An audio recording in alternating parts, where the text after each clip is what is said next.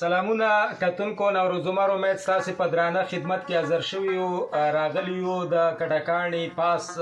کیمپ ته یا بر کیمپ ته دلته د روح الله کاري صاحب په حجره کې ناست یو دا وخت موږ سره معلم صاحب درخان او زمونږ قومي مشر حاجي سید رحمان سعید صاحب همدارنګه نور ځوانان خالد خان را سره ناست دی او د چا چې نومونه کرانه په ویر شي زر محمد استاد را سره ناست دی د هغوی نه به بخښنه غواړو ډېر شمېر ملګري ناست دي او ډېر شمېر راغلل او نور به هم راځي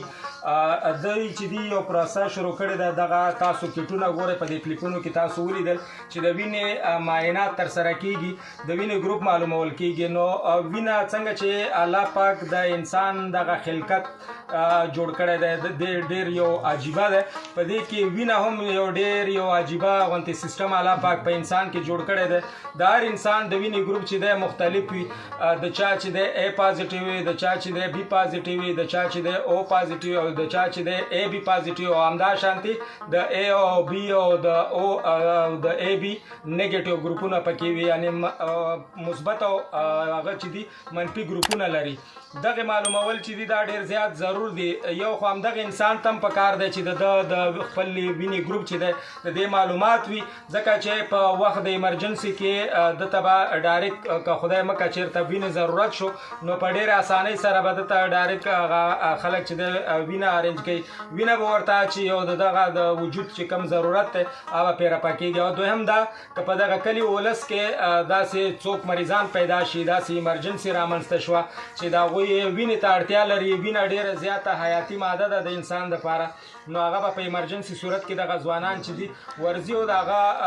هیلپ به کوي او د خپلې وینې قرباني چې ده دا به ورته ورکوي نو ډېری ځل داسې کېږي چې زمونږ زنانه کله چې په ماشوم باندې بیماران شي هغوی ته ډېر زیات ضرورت کېږي که نور ایمرجنسي د خدای پاک نه راولي خو په دغه وخت کې ډېره زیاته ضرورت وي او بیا خصوصا دغه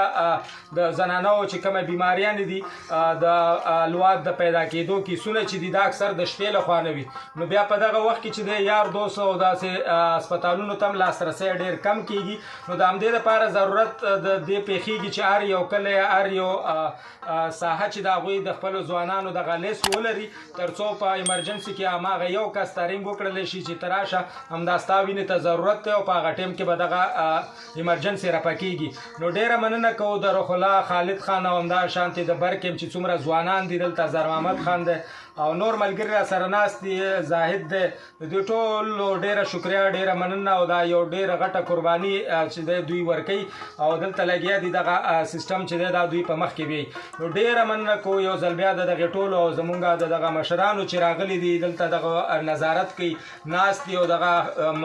ځوانان چې دي دا تشویقي دوی ته نوره انرژي ورکوي دا ځوانان چې دي دغه کلي دپاره نور هم ډېر څه کولی شي که دوی چېرته همدغه شانتې په اتحاد وي او راغونډېږي کینی نو ژوند خو چې دی په دغه کلي کې هسې هم تېرېږي 40 کاله تېر شو خو کم سے کم دغه شانتې منظم ژوند تېرول د وینې ګروپ د هر سړي خپل خپل دی او هر سړي کې وینه چې دا هغه موجوده ده دا د 40 کالو عمر لرونکي کې 40 کلونو روانه ده خو نن چې دی دغه یو نظم یو ډسپلین رامنځته شو دا په ترتیب باندې ولیکلی شو او په کار راوړلی شو نو دغسې د ژوند نورې چارې نور کارونه دغه کلي ته چې دی دا ځوانان کولی شي خو په نظم او ډسپلین باندې که ځان ته یار سړی به سبیزي او ماښام به راځي خپلو بچو ته به یوه